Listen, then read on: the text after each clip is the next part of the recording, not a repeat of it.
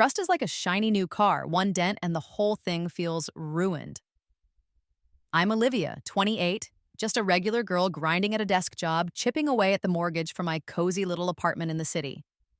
That place is my pride, my sanctuary, every square inch earned through late nights and endless spreadsheets. No one handed me a damn thing, and I've got the calluses to prove it. But 3 years ago, God, I was a different person. Naive, starry-eyed, head over heels for Liam, a 30-year-old charmer who could talk his way out of a prison sentence. His smile lit up rooms. His words were smooth as whiskey. And those dimples? They had me believing he was my forever. Too bad his credit score was a dumpster fire. Looking back, that should have been my first clue, but love's a hell of a drug, isn't it? It blinds you to the red flags flapping right in your face. I met Liam at this grimy dive bar one of those nights where I was out with my girls, sipping cheap wine, laughing too loud. The place reeked of stale beer and bad decisions, but there I was, probably embarrassing myself. Liam slid up to our table, all swagger, tossing out a cheesy line like he was auditioning for a rom-com. "Is your name Wi-Fi? 'Cause I'm feeling a connection," he said, winking. I rolled my eyes, but my heart was already doing backflips. By the end of the night, I was giggling like an idiot, handing over my number while my friends hissed, "He's trouble, Liv." Did I listen? Nope. 2 weeks later, we were inseparable. He'd show up with my coffee, black, 2 sugars, take me on late-night drives, windows down, blasting my playlist. "You're my whole world, Liv," he'd say, and I ate it up. Hook, line, and sinker. I thought, this is it. He's the one. God, I was so dumb. Back then, life felt like a dream I didn't want to wake from. My apartment was my haven, tucked in a quiet corner of the city, fairy lights strung across the balcony, a couch I'd saved 6 months to buy. I'd come home from my data entry job, nothing fancy, and sink into that couch, picturing a future with Liam. We'd talk about marriage, maybe a little house with a yard. At night, I'd lie in bed, his arm around me, thinking I'd cracked the code to happiness. The city hummed outside, car horns, distant sirens, streetlights glowing through my curtains. It wasn't much, but it was mine, and Liam was the center of it. I wasn't rich, just a girl with a job, a place, and a guy who made my heart race. What more could I need? But love makes you soft, doesn't it? 2 years in, I let Liam move in. My apartment, the one I'd poured my soul into. He didn't have a stable place, always some sob story about a shady landlord or a job that fell through. "Just for a bit, Liv," he'd say, flashing that smile. I felt bad, you know? So I opened my door, my home, my whole damn life. And it wasn't just the apartment. Oh no, I went full moron. Liam wanted this Honda CR-V, all sleek and shiny, but his credit was so bad he couldn't finance a bicycle. Me? I had a steady job, solid credit, the whole responsible adult package. So I signed the papers, put the car in my name, paid the down payment, and covered the monthly bills. Liam tossed in a few bucks for gas sometimes, but let's be real. He was driving my car, living in my house, eating my groceries. I was his personal ATM, and I didn't even notice. Looking back, I want to shake myself and yell, "Wake up!" I was so caught up in this fairy tale, thinking love meant carrying his weight. I'd come home from work, feet killing me, and cook dinner while Liam lounged on my couch, scrolling his phone like a king. I'd tell myself, "He's just in a rough patch, Olivia. Be patient." Patient. I was hauling his entire life. You ever poured everything into someone who's just taking? It's like filling a cracked bucket, but you're too stubborn to see the leaks. I'd stir pasta, glancing at him, thinking, we're building something. Building what? His freeloading empire? Then the cracks started showing. About a month ago, Liam got weird. I knew his moods, but this was different. He'd snap over nothing, like when I asked if he wanted tacos. One night, we fought over dishes. Dishes! He barely lifted a finger, yet had the nerve to yell, "I'm not your maid, Liv," and storm out, saying he needed space. Space? In my apartment? I was pissed, pacing, muttering, "You've got some balls, asshole." But I let it slide, thinking, maybe he's stressed. Stressed? His consulting gig was as real as a unicorn, always some excuse about late payments. Another red flag I ignored. When he came back, he was all sweet again, kissing my forehead, saying, "Sorry, babe, I'm just sorting stuff out." I bought it, like always, but my gut twisted. You know that feeling when something's off, but you don't want to face it?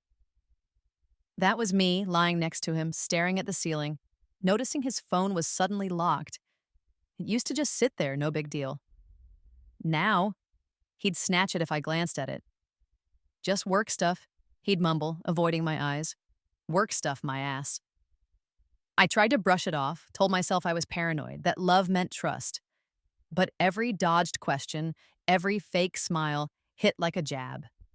I'd sip my coffee, watching him grin at texts he wouldn't share, thinking, "What the hell, Liam?" The city lights flickered outside, but all I could see was doubt creeping in. My perfect world was starting to stink, and I was about to find out why. The city lights flickered outside my window, but they couldn't drown out the gnawing in my gut. That dishes fight was just the start. Liam's "I need space" stunt left a sour taste, and every day since, he'd been shadier than a back alley deal. I kept telling myself, "He's just stressed, Liv. Don't blow it out of proportion." But deep down, I knew something was rotting. You ever feel like you're clutching a dream that's slipping through your fingers? That was me, holding on to the idea of us, while Liam was busy yanking the rug out from under me. My apartment, my sanctuary, felt like a stage for his lies, and I was done playing the fool. It got worse about a week after that fight. Liam was barely around anymore. He'd roll in late, reeking of cologne he didn't wear for me, muttering about meetings that dragged on. Meetings? For his fake-ass consulting gig that never paid a dime? I wasn't buying it. One night, I caught him slipping his phone into his pocket the second I walked in, like I was some stranger he had to hide from. "Who's texting you at midnight?" I asked, trying to keep my voice light. "Just a client," he said, flashing that fake smile that used to melt me. Now it made my skin crawl. I stood there, arms crossed, watching him dodge my eyes. "Clients text this late?" I pushed. "Yeah, babe, it's a big project," he mumbled, then changed the subject. My heart sank. I wanted to believe him, but my gut screamed, "Liar!" I tried to shake it off, to go back to when I trusted him blindly. I'd lie in bed, remembering how we used to be. Like that summer we drove to the coast, just us, blasting music, laughing until we couldn't breathe. He'd pulled over by the beach, grabbed my hand and said, "I'm never letting you go, Liv." We walked along the shore, waves crashing, my head on his shoulder thinking we were untouchable. Now, that memory was a knife in my chest. The guy who promised forever was acting like a stranger, and I was too stubborn to admit it. I'd stare at the ceiling, his snores filling the room, and think, "Where's my Liam?" But he wasn't mine anymore, was he? The fairy lights on my balcony flickered, mocking the spark we'd lost. The doubts kept piling up, heavy and sharp. He started dressing sharper, new shirts, new shoes, stuff he couldn't afford on his consultant budget. "Where'd you get that jacket?" I asked one morning, pouring coffee. "Borrowed it from a buddy," he said, not looking up from his phone. "Borrowed? Sure, and I'm the damn queen." Then there was the receipt I found in his pocket. Some fancy restaurant I'd never been to. Dated a night he'd said he was working late. I held that crumpled paper, hands shaking, and thought, "What the hell, Liam?" I didn't confront him. Not yet. I was still trying to convince myself I was paranoid, that love meant giving him a pass. But every lie, every dodge was a crack in the windshield of our life, and I knew it was gonna shatter. Then came the text that blew it wide open. It was a Thursday night, and I was sprawled on my couch, scrolling Instagram to distract myself from the pit in my stomach. Liam had texted earlier, all casual, saying he was off on a work trip for a couple days. Some consulting thing out of town, he claimed. I didn't think much of it. He'd pulled this before, and I'd let it slide. "Safe travels," I texted back, forcing a smiley face. But something felt wrong. Maybe it was how he didn't call, just sent a quick text.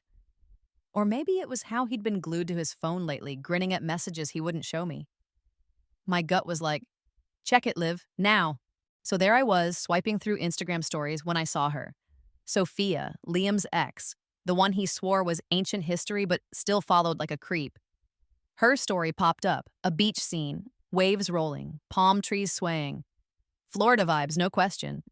I almost scrolled past, but then I froze. I zoomed in on her sunglasses, those reflective ones that show everything.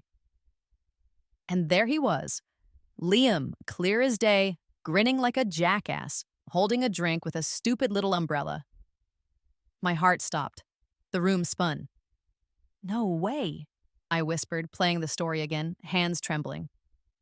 Same haircut, same cocky smirk. It was him, my Liam, on a beach with his ex, while I sat here like a moron in my apartment. My blood boiled. I started digging because once you see that, you can't stop. I scrolled through Sophia's profile, pulse racing. Sure enough, there was a post from a month ago, a group pic at some bar. Liam tagged in the background, laughing like he didn't have a care. The caption? Good times with old friends. Old friends? I wanted to scream. I checked Liam's profile, and there it was, a check-in at a Miami resort. Miami, not some boring conference for his fake job. And he'd liked every one of Sophia's posts from the past week. I sat there, staring at my phone, feeling like the biggest idiot alive. Work trip, my ass, I muttered, pacing my living room. I called him. Straight to voicemail, called again, same thing. So I texted, keeping it cool. Hey, how's the work trip? No reply for an hour. Finally, he texted back. Busy, babe, talk later. Busy? Busy! I could have smashed my phone. I pictured him by the pool, clinking glasses with Sophia, laughing about how he'd played me. You think you're slick, huh? I said out loud, voice shaking. You think you can lie to my face and I'll just eat it? Hell no! I didn't cry. I was too pissed for tears. My hands trembled, my heart pounded, but my head was clear. Liam wasn't just cheating. He was living a double life, and I'd been paying for it. My apartment, my car, my money. He'd been using me, and now he was flaunting it. I grabbed a glass of wine, took a deep breath, and thought, You're done, Liam. You're so done. I wasn't letting him slide. Not this time. The city lights twinkled outside my window, but inside my world was collapsing. That Instagram story, Liam's smug grin and Sophia's sunglasses, kept looping in my head, a cruel rerun I couldn't pause. I sat on my couch, wine glass in hand, the apartment silent except for the faint hum of the fridge. My apartment. The one I'd paid for while he played me like a damn fool. I wasn't crying, though. Oh no, the tears had dried up, replaced by a rage so hot it could have burned the place down. But beneath it, the pain cut deep, sharp as glass. You ever feel your heart break and your fists clench at the same time? That was me, staring into the dark, realizing the man I loved had been conning me all along. Liam wasn't just cheating, he was stealing my life, and I'd let him. The truth hit like a freight train. He wasn't just sneaking around with Sophia, he was building a whole other world, and I'd been bankrolling it. My car, my home, my trust. He'd taken it all and spat in my face. I gripped my glass so tight I thought it'd shatter, whispering, How could you be so stupid, Liv? I'd let him move in, let him drive that CRV, thinking it was love. Love? It was a scam, and I was the mark. My chest ached, not just from his betrayal, but from the shame of it. How long had this been going on? Months? Years? The thought made my stomach churn. I replayed every moment I'd ignored. The late nights, the locked phone, the work trips. I'd been so blind, so desperate to believe in us, that I'd missed every damn sign. I started questioning everything. Was it my fault? Had I pushed him away? I thought about the long hours at my desk job, the nights I'd come home too tired to talk, the dinners I'd thrown together without much effort. Maybe I hadn't been exciting enough. Hadn't been enough. Period. I remembered the early days when we'd stay up all night laughing, planning a future. I'd been so full of hope, so sure we were building something real. Now, I felt like a fool who'd painted a masterpiece only to watch it burn. Did I do this? I whispered, my voice cracking. Did I make him run to her? The doubt was heavy, cruel, gnawing at me. But then I stopped. No, this wasn't on me. He chose to lie, to cheat, to use me. I wasn't the one who'd broken us. I thought about the good times, the ones that kept me hooked. Like the night we moved into this apartment, just us, surrounded by boxes. We'd ordered pizza, sat on the floor, and laughed until our sides hurt. Liam had pulled me close, kissed my forehead, and said, "This is our start, Liv. You and me." I'd believed him, believed in the life we were building. That memory used to warm me. Now it was a blade. Every promise he'd made was a lie, and I'd eaten it up. I looked around my apartment, at the couch we'd picked out, the photos on the wall, and it hit me. This wasn't our place anymore. It was mine. And he didn't deserve a single inch of it. The pain was suffocating, but it was waking me up. I wasn't going to let Liam's betrayal define me. I'd worked too hard, given too much, to just drown in this. I set my wine down, took a deep breath, and thought, "You're not getting away with this, Liam." I wasn't going to beg for answers or wait for him to come clean. That's what he'd expect. Poor, pathetic Olivia, crying and pleading. Hell no.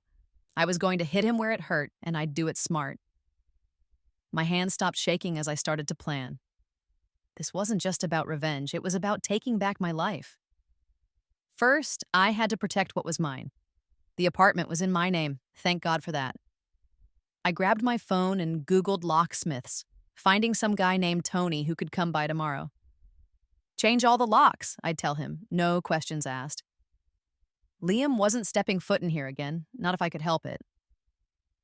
Then there was the car, that damn Honda CR-V he loved so much. My name was on the title, my money in the payments. I'd call the dealership first thing, see how fast I could sell it. He didn't get to cruise around in my car while sipping cocktails with Sophia. Not on my dime. I jotted down a list, my pen digging into the paper. Locksmith, dealership, lawyer. Lawyer? Yeah, I'd need one, just in case he tried some stunt when he realized I wasn't playing. I leaned back, staring at the city lights, and felt something shift. The pain was still there, but it was fuel now. Every lie he'd told, every smile he'd faked, was a brick in the wall I was building around my heart. I thought about that CR-V parked outside, gleaming under the streetlights. It used to make me proud, proof I could hold us together. Now it made me sick. "You thought you could use me, Liam?" I muttered, my voice steady. Big mistake. I wasn't just taking back my stuff, I was taking back me. The old Olivia, the one who'd let him walk all over her, was gone. This Olivia was sharp, pissed, and ready to fight. I stood up, walked to the window, and pressed my hand against the cool glass. The city buzzed below, alive and unbothered. I'd always loved this view, the way it made me feel part of something bigger. Now it reminded me I was enough on my own. I didn't need Liam to complete me. I never had. I turned back to my apartment, my sanctuary, and felt a fire in my chest. He'd be back soon, thinking he could waltz in like nothing happened. But I was ready. I'd lock him out, sell his precious car, and show him what happens when you cross me. "Game on, asshole," I said, smirking into the dark. For the first time in weeks, I felt alive. Hurt, sure, but alive. And that was enough to keep me going. The city buzzed outside my window, but inside my apartment, it was dead quiet, like the calm before a storm. I'd had enough of Liam's lies. That Instagram story, his smug grin in Sophia's sunglasses, had lit a fuse in me, and I wasn't the girl who'd sit around crying anymore. I'd changed the locks, sold his precious Honda CR-V, and boxed up his crap by the door. My apartment, my rules, my life. He thought he could play me, live off my dime while chasing his ex in Florida? Hell no. Tonight he was coming back from his fake work trip, and I was ready to serve him a cold dish of reality. You ever feel that moment when you're done being the victim and step into your power? That was me pacing my living room, heart pounding but head clear as glass. Liam was about to learn who he'd messed with. I'd set the stage perfectly. The new locks gleamed on the door, the car was gone, And I'd texted him earlier, all sweet and fake. Hey, babe, come home soon. Got a surprise for you. I could picture him reading it, smirking with Sophia by the pool, thinking he still had me fooled. Surprise, jerk. Your free ride's over. I sat on my couch sipping coffee, watching the security camera feed on my phone. The city lights twinkled outside, casting shadows across the room, but I felt steady, like a boxer waiting for the bell. Eh? My apartment smelled like fresh paint from the touch-up I'd done, erasing every trace of him. This was my space, and he wasn't welcome anymore. Right on cue, around 6, there he was on the camera, strolling up to the door like he owned the place. His key glinted as he tried the lock, his face twisting when it didn't budge. He jiggled it again, muttering curses I could almost hear. I grinned, leaning back in my chair. Not this time, asshole, I whispered. Then he noticed the empty parking spot where his CRV used to sit.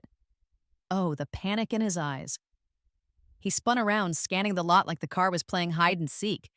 I swear, I could have watched that footage forever. He started banging on the door, yelling, Olivia! Olivia, what the hell's going on? Where's my car? I took my time, strolling to the door, opening it just a crack. I leaned against the frame, cool as ice, and said, Oh, hey, Liam, car? You mean my car? I sold it. And this, my apartment. You don't live here anymore, so, scram. His jaw dropped, eyes bulging like I'd just set his world on fire. What? You can't do that. That's my car, he shouted, face turning red. I laughed, straight up laughed in his face. Your car? You didn't pay a dime for it. Check the title, genius. My name, my car, my call. And while we're at it, you've been crashing here rent-free, eating my food, using my money. Consider this your eviction notice. He started yelling, banging the doorframe, spitting nonsense about his rights. I just stood there, arms crossed, loving every second of his meltdown. You're crazy, Olivia, he spat. You're gonna regret this. I shrugged, smirking. Nah, I'm sleeping just fine. You? Good luck finding a couch to crash on. I could have slammed the door and called it a day, but I wanted him to squirm. Oh, and Liam? I said, leaning closer. How was Florida? Looked real sunny in Sophia's story. Nice umbrella drink, by the way. His face went white like he'd seen a ghost. What are you talking about? He stammered, but his eyes gave him away. Don't play dumb, I snapped. I saw you, tagged in her post, checked into that fancy resort. While I was here paying for your life, you were sipping cocktails with your ex. You thought I wouldn't find out? I'm not your doormat anymore. He opened his mouth, probably to lie again, but I cut him off. Save it. Your stuff's by the door. Take it and go. He stood there, speechless for once, hands clenched into fists. I saw the moment it hit him, he'd lost. No more charming his way out, no more free ride. You can't do this, Liv, he said, his voice low, almost pleading. We're done, Liam, I said, my voice steady. You made your choice. Now live with it.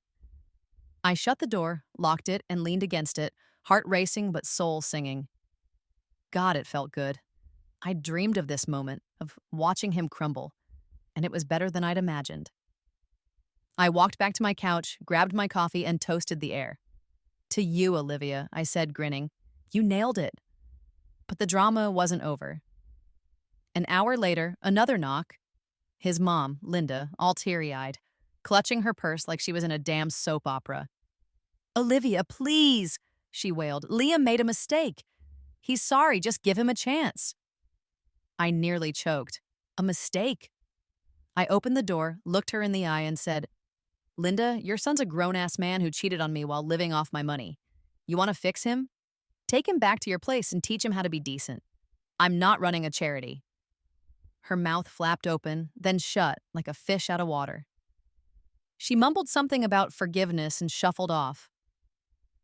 I shut the door and cackled. Raise your kid, lady, I called, shaking my head. I sat back down, adrenaline still pumping. Liam thought he could waltz back in, but I'd flipped the script. The locks, the car, the showdown. It was all mine, clean and legal. I looked around my apartment, at the boxes by the door, the empty space where his stuff used to be, and felt like a queen reclaiming her castle. He'd underestimated me, thought I'd just take it. Big mistake. I leaned back, sipped my coffee, and thought, "You're done, Liam, and I'm just getting started." The city hummed outside, but in here, I was the one calling the shots. And trust me, I wasn't done making him pay. The city lights sparkled outside my window, brighter than ever, like they were cheering me on. I'm still 28, still hustling to keep my apartment, but I'm a whole new woman. Kicking Liam out, locks changed, car sold, his lies exposed, was the best damn thing I've ever done. That showdown at my door, watching his smug face crumble, set me free. No more carrying his dead weight, no more doubting myself. My apartment was mine again, my life was mine, and I was done letting anyone dim my shine. You ever feel like you've shed a skin and stepped into the version of yourself you were always meant to be? That was me, standing tall in my sanctuary, ready to build a future without a single trace of that cheating, freeloading jerk. Liam thought he could break me, but I was the one breaking through, and it felt so good. Life after Liam? Oh, he didn't land on his feet. Word trickled back through mutual friends, and it was delicious. Sophia, his little Florida fling, wasn't as charmed as he'd hoped. She dumped him faster than you can say umbrella drink once she realized he was just a broke liar with no game. With my apartment off limits, Liam tried crashing with his buddy Maya, but she wasn't having it. He started pulling his usual mooching tricks, eating her food, hogging her couch, and she kicked him out in a week. So where'd he end up? Back at his mom's place, sulking on Linda's lumpy couch like the overgrown kid he was. From strutting around in my CRV, living rent-free in my home, to sleeping in his childhood bedroom, karma's a real piece of work, isn't it? I'd laugh every time I pictured it, muttering, "Look at you now, hotshot, king of nothing." Me? I was living like I'd just won the lottery. Without Liam dragging me down, I could breathe again. My apartment felt like a palace, every corner glowing with my energy. I took some of that car money, yep, all mine, and gave the place a glow-up. Fresh white paint on the walls, soft blue curtains, a cute coffee table I'd been eyeing for months. I scrubbed every trace of Liam out like he was a stain I'd finally bleached away. Walking through my door, I'd look around and think, "This is mine, all mine." I slept like a baby, no more tossing and turning over his shady texts or fake work calls. The city hummed outside, alive and vibrant, and I felt like I was part of it again, strong, free, unstoppable. I treated myself, too. With some of the car cash, I bought this designer bag, black leather, gold hardware, the kind that screams, "I'm a boss." I'd sling it over my shoulders, strutting through the city, catching my reflection in shop windows. "You're a badass, Olivia," I'd tell myself, and I meant it. I started going out with my girls again, laughing over wine, dancing until my feet hurt. One night, we hit this rooftop bar, music thumping, lights twinkling. I spun around, hair flying, and thought, this is what living feels like. No more waiting for Liam to text back. No more wondering where he was. I was the main character now, and my story was just getting started. But it wasn't just about fun. I wanted to be solid, you know? For me. So I started therapy. Not because I was broken, but because I wanted to stay whole. I talked through the anger, the betrayal, the way I'd let Liam walk all over me for so long. It helped me see I wasn't just a victim. I was a survivor who'd fought her way back. I even tried yoga, which I used to think was for hippies. Turns out, stretching and breathing can make you feel like a warrior. I'd roll out my mat in my living room, morning sun streaming in, and think, I'm building something new. My life was mine again, and I was making it better than ever. Liam tried stirring up trouble, of course. He ran his mouth to our friends, whining that I'd stolen his car and kicked him out for no reason. No reason? I had screenshots of Sophia's posts, his check-ins, his lies. I didn't bother defending myself, let him talk. Then he got desperate, sending a complaint to my building management, claiming I'd illegally locked him out. When that flopped, he hired some sketchy lawyer, probably off Craigslist, to send me a letter demanding compensation for the car. Compensation! The audacity! I wasn't worried, though. I'd done my homework, the car was mine, the apartment was mine, and I had every receipt to prove it. I hired a real lawyer who laughed at Liam's letter. This is going nowhere, she said. A week later, his claim was tossed out. No case, no nothing. I read her email, sipped my coffee, and cackled. Take that, you clown, I said, raising my mug. One morning, I was at my favorite cafe, the air thick with fresh espresso, when I saw a post from Liam's cousin. A family photo, and there he was, looking rough. Puffy eyes, forced smile, stuck next to Linda at some sad barbecue. I didn't feel sorry for him. Not one bit. I just laughed, shook my head, and thought, that's what you get. Every time I remembered him outside my door, key useless, car gone, I'd crack up. That image was gold, burned in my brain forever. I leaned back in my chair, the cafe buzzing around me, and felt like a queen. Liam was out, and I was soaring. My apartment was my fortress, my bag was my trophy, and my life was my masterpiece. So here's my advice, girls. Love hard, but love smart. If someone tries to play you, hit them where it hurts and do it with a smile. Now, if you'll excuse me, I've got a date with my girls tonight, and I'm gonna dance like the boss I am. Liam who? Exactly.